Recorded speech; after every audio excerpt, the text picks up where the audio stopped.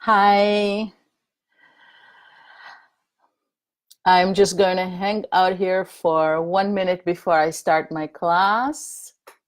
Give people a chance to come. And if you are here, could you let me know in the comments by um, doing a thumb up or a heart if you can hear me?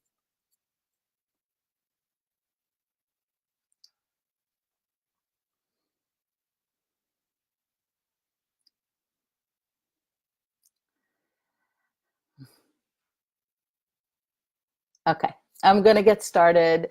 Um, those of you who are watching live, I hope you have your cup of tea ready and a notebook and a pen ready. If you're watching it afterwards when it's not live, then you can just pause the video for a minute, go get yourself something to drink, go get a notebook. I do recommend to take this class as an opportunity to learn something nourishing for yourself and not to do it while you do other things and not to multitask. So I am going to get started. And my name is Rachel Kiefer, and I am an integrative nutritionist and health coach. And I work with women. I lead women health circles, and I teach women how to fall in love with a healthy life. And today's class is going to be about grains. And the reason that I wanted to do a class about grains is because it is the most confusing food topic out there. There are so many contradicting messages and so much confusing information out there about grains. And when you read people's opinions and health experts' opinions, people get very passionate about it, whether it is for it or against it. And it's no wonder why everybody is so confused. So in today's class, I want to clear some of the confusion and tell people about three things basically. Number one is we're going to go over what is a whole grain versus processed grain versus refined grain. So there's a lot of confusion there. The second thing that we're going to do is we're going to talk about why grains have such a bad name. And the third thing that we're going to talk about is, are grains good for you? How to know if grains are good for you, or how to know which grains are good for you. So we're going to go over all those three things. And the first thing that I'm going to do is to really talk about the difference between whole grains versus processed grains versus refined grains. And I'm going to start by telling you a story. This is a true story. Hi, Lila. So glad you're here. Can you give me a thumb up just to let me know that you can hear me? Okay, perfect. Wonderful. Um, so this is a true story. This is something that happened to me a couple years ago. And I was at a training for a big weight loss company. And it was a training that was given by a doctor who is the nutrition advisor of that company. And he was talking about a new direction the company was taking towards more protein and away from carbs. Now, you will hear that a lot also in the health field, and I think it is kind of misleading to think about food in terms of proteins or carbs, because most whole foods, and when I talk about whole food, I mean a food that grows, whether it's plant-based or animal-based. Most plant food has, most whole foods, whether it's plant or animal-based, has all three macronutrients in it. And the macronutrients are proteins, carbs, and fats. So most foods have all those three things. Some foods have more of this, some foods have more of the other, but you can't really look at foods and separate it into macronutrients. Food is a whole and it has all three. Most foods have all three. So that was one thing that he said. And then The second thing he said was that, like he was talking about how carbs are not a good idea. And he was just talking about carbs without making any distinction between different carbs. And just so you know, most vegetables have a lot of carbs. So I was asking him what carbs he was talking about, and he kind of stammered a little bit. And then he said, well, grains are not so great. And I was talking about, what grains are you talking about? Are you talking about whole grains? And he said, yes, we don't want people eating grains, because if you tell people they can eat whole grains, then they're going to think that Fruit Loops are great. And Fruit Loops, those of you who don't know, are a very sugary cereal. So for me, that really highlighted the confusion that even someone who is in the health field, who is a doctor, who's in a nutritional advisor, will call something like Fruit Loops a whole grain. And that is because there is such a misleading campaign by the food industry about what is whole grain and what is not a whole grain. So what is a whole grain? And I am looking at my notes as I give this class, just so I remember to tell you everything I wanted to say. So a whole grain is a grain that is intact, the way that it is in nature, and it is, if you plant it, it will sprout and it will grow. It will grow into a plant, and that was a whole grain is. So I have an example here to show you.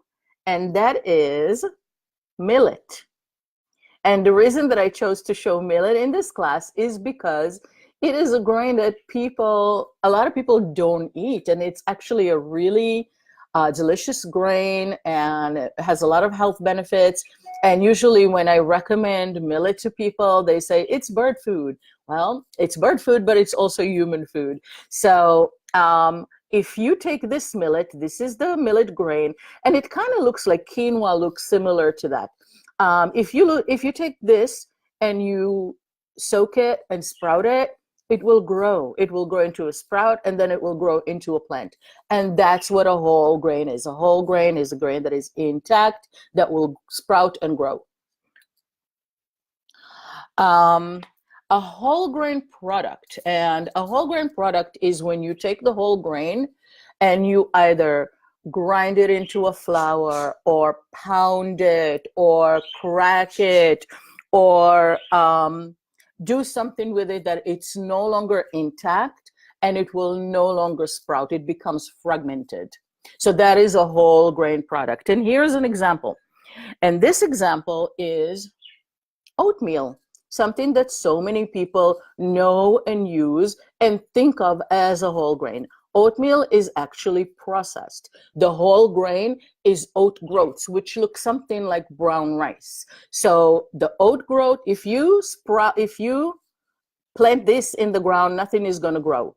If you plant oat groat in the ground, it will sprout and grow. So this is the difference between, again, a whole grain and a processed grain. This is processed. A refined grain is a grain that was stripped. So the fiber is removed, and in most cases, most of the nutrients are removed. And a processed grain is what is called in the health world an empty calorie, or simple carb, or like a food that no longer resembles its original version because it went through a stripping process. And back to the Fruit Loops here. I got a box of Fruit Loops just for this class. We don't usually keep Fruit Loops at home, but here, let me show you what it looks like. There it is, Fruit Loops. And if you can see on the label, it says sweetened multigrain cereal. So you would think when you buy this that you are getting a whole grain because it says multigrain cereal on the box. But let's read the ingredients. And I actually recommend when you buy food to not pay so much attention to the, here, I will show it to you, to the nutritional effects. I'm seeing a glare here, but I hope you see it, to the nutritional facts, which tell you like how many calories and how much fat is, how much protein and so on, but to pay more attention to the ingredient list. You want to see what is in the food. So if you look at Fruit Loops and you read the ingredient list, it says corn flour blend, sugar, wheat flour, wheat flour,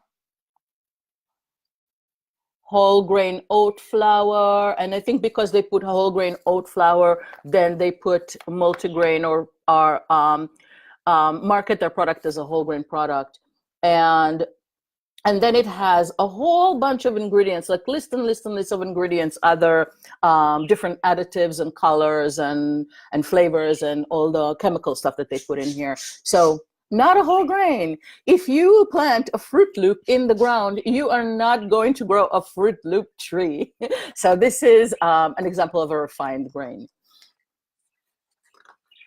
So my next page is, so when you talk about whole grains, those are the grains that I recommend and that are best for you, because those are the grains that are going to give you the most energy. They are whole. They have a lot of nutrients. They have a lot of fiber. They make you feel full and satisfied. They are very balancing, and they also release their energy slowly and steadily. So you're not going to get a big sugar rush by eating whole grains, but you will get it by eating the other forms of grains. So whole grains release their sugars slowly and steadily into our blood. They're more balancing. They're better for our organs. They're good for our digestion, and they're very cleansing. Grains are called by many health experts the brooms of the intestine. So they really help to cleanse out your whole digestive system.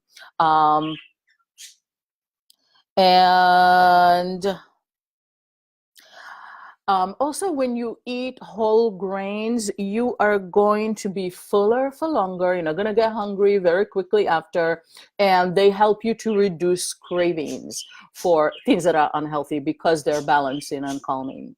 So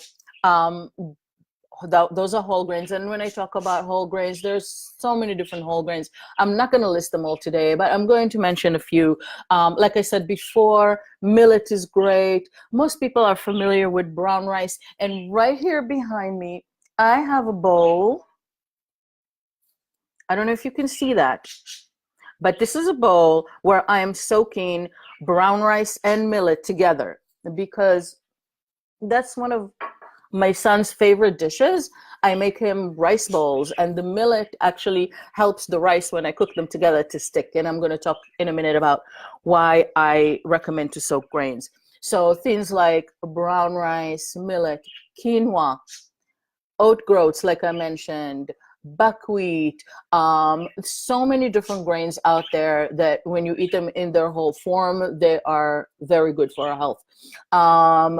Some people don't digest grains so well, so I recommend to soak grains. I actually soak all my grains when I can. Sometimes I'm in a pinch and I'll cook them quickly, but most of the time I will soak grains. I like to just, like use a bowl like this, like a ceramic type bowl or a glass type bowl. I don't recommend to soak in plastic because it can be toxic, but just put the grains in there, cover them with plenty of water, and let them soak. Even half an hour soaking will make the grain more digestible, but I recommend to soak them for overnight, like 8 hours. So if I want to cook them in the morning, I'll soak them at night. If I want to cook them in the evening, I'll soak them in the morning.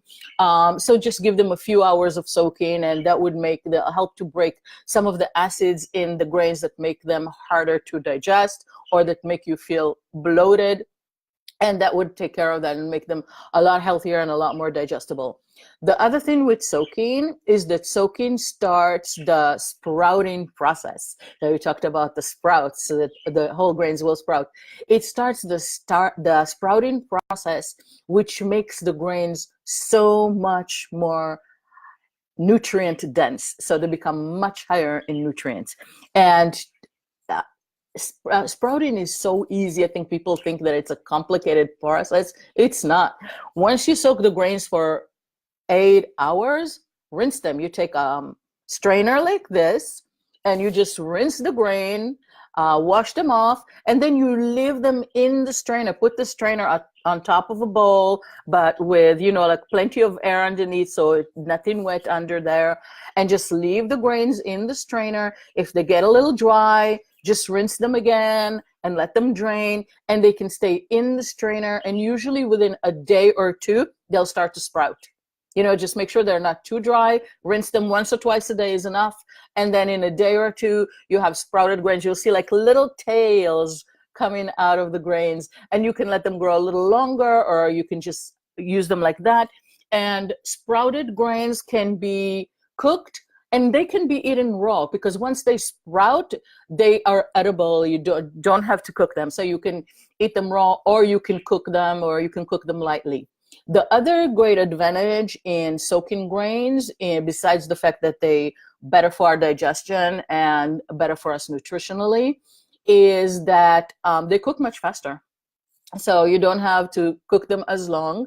And when you soak the grains, once you rinse them and then you cook them, use 3/4 of the water. So for example, if you would use 2 cups of water to cook 1 cup of rice, then you use 1.5 cups of water to cook 1 cup of soaked rice. So just reduce the water amount by 1/4.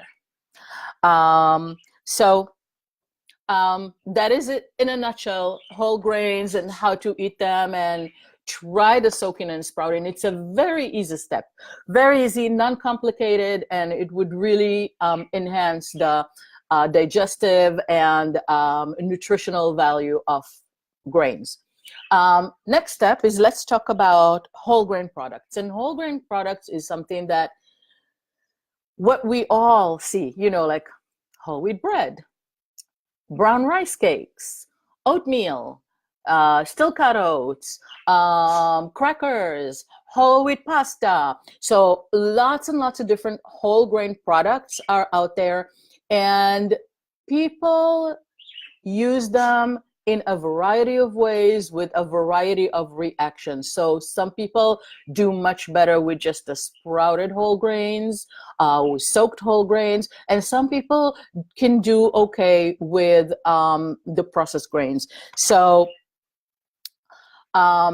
when you process a grain, your body will absorb it faster, break it down faster. The more fragmented the grain, the more it will get absorbed. So it will raise your blood sugar level much faster than if you just eat the whole intact grain.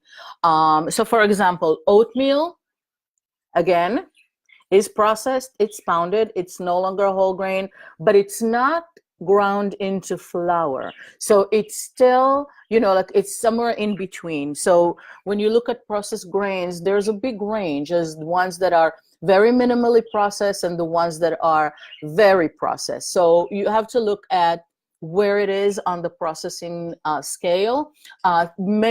Basically things that are ground into flour, like breads and pastas and crackers and anything that is ground into fine flour, is going to be more processed and will affect our blood sugar and energy level faster.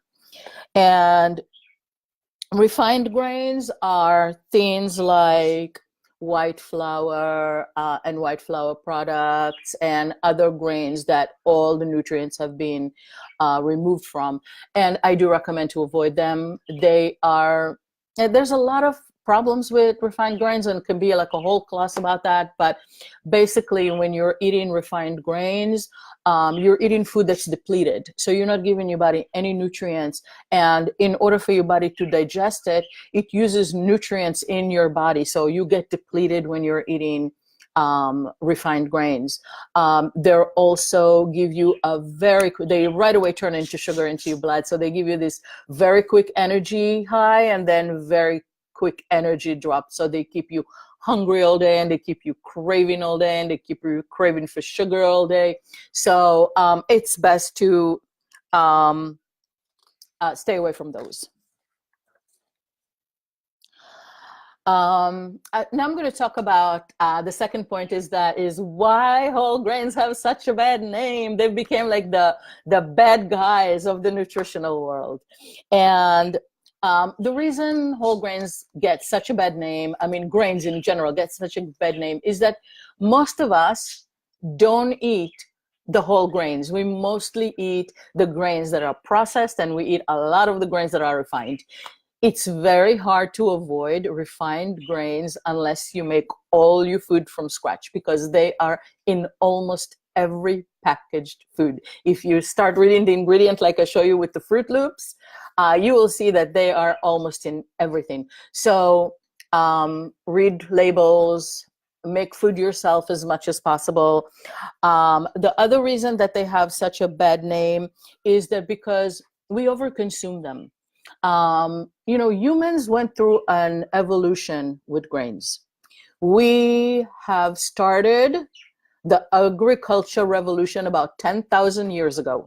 Before that, humans still ate grains, but we ate wild grains, like when we were hunters and gatherers and went from place to place, and we found grains in nature and we did eat them. So humans always ate grains, but we ate them wild, and then we started cultivating them 10,000 years ago.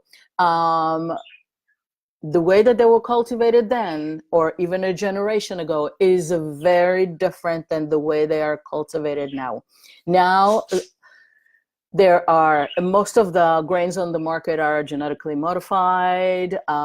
There's a lot of compromising farming practices. The soil is not as good quality. The nutrients in the soil is not good quality. There's much more using pesticides and herbicides and all those things that are actually making grain much poorer in quality than what they used to be, even just like 20 years ago. There's a big difference. I know that a lot of women have problem processing wheat, and I'm not going to get into wheat now because this is a huge subject, deserve a whole class on its own. So let me know in the comments if you want me to do a class about wheat, and I'll be happy to do that. But it's not just wheat, it's a lot of other grains that today's quality of those grains are not as good as it was, and that's why it's giving people are becoming a lot more intolerant to wheat and to other grains, and have sensitivities to them, and have a harder time digesting them. So I do recommend that if you choose to have grains, to buy organic, at least you get the best that there is around, and use intact grains, the whole grains, like I told you, the ones that are sproutable, and to at least soak them. And now I'm going to talk about the third point, which is, how do you know if grains are good for you? How do you know which grains are good for you? And unfortunately, there's no one cookie cutter answer, because there is no one recommendation that is good for everybody. We are different people and our needs are different, and some women do really well with grains and they eat them daily and they thrive with such, with that kind of food. And other women are, kind of remove grains from their diet altogether. So you really have to see what works for you. There are some women who do a lot better with grains that are sprouted or at least soaked, and some women that can have the whole grain products, and have a combination of both, some whole grain products, and they do well with that. There are some women who can have a variety of grains, and some women who only eat the particular ones. There's some women that do well with quinoa or with oats or with just a few of them, but not with all of them. Some women do better without wheat in their diet. So you really have to see what works for you. Also, grains are energizing. So some women find that eating them earlier in the day is better than if they eat them at night. That can interfere with their sleep cycle because it gives them energy at night. So see which one works for you. So I'm going to give you a little bit of a guideline to find out whether grains are good for you or not. And it's a really great exercise at listening to your body. You can use that not just for grains, but for other things that you eat if you are suspect that you have a sensitivity to that food. So I recommend that you keep a food journal and eat a food, like make some brown rice or eat some whole wheat pasta or have sprouted grain bread or cook some millet or sprout some grains. So whenever you eat any type of grain, I want you to write down what you ate and what time you ate it, and then set a timer for 30 minutes after. And then 30 minutes after, go back to your journal and write down how do you feel. And then 2 hours after, set a timer again and write down how do you feel. And I want you to notice, pay attention to these signs. Do you feel calm? Or do you feel like you got a lot more energy? Do you feel tired? And do you feel sleepy? If you feel tired and sleepy 30 minutes and even 2 hours after you ate a certain foods, it probably your body's probably tell you that it does not use that food well. Do you feel that 2 hours after you're still full and satisfied, or you start craving? And what food are you craving? Do you feel alert? Or do you feel foggy? Or do you feel unclear? Do you feel light? Or do you feel heavy and weighed down? Those are all signs of how your body is communicating to you whether this food is good for you or whether this food is a food that is best to avoid. So you can try it with different grains to find out which grains your body likes better and your body can use better. And if you are someone who have stayed away from grains for a while and want to introduce them, then you can try it one grain at a time and give your body a little time to adjust. And I definitely recommend to start with using the form of whole grains and using grains that have been at least soaked. But I want you all to try at least once to sprout grains. Like I said, super easy. There's a lot of videos on YouTube. You can just go on YouTube and research sprouting grains and found one that is easy, the one that uses the strainer where you don't have to buy all this sprouting equipment. You can do it very easily at home. I do it a lot. I do it very successfully. It's very easy. The grains are very delicious. I do it with beans as well and with chickpeas and with lentils. And it's a wonderful way to enhance the nutritional value and the digestibility of the food. So that concludes our class for today. I hope you got a lot out of it. And I would love to hear from you. So whether you're here live or whether you're watching it later, please leave me a comment. Let me know what is one thing that you learned or one thing that you are going to try after listening to this class. And I will see you at the next one. It's been such a pleasure doing this. I've had a lot of fun, and I will see you on my next video. Love you all. Mwah. Bye.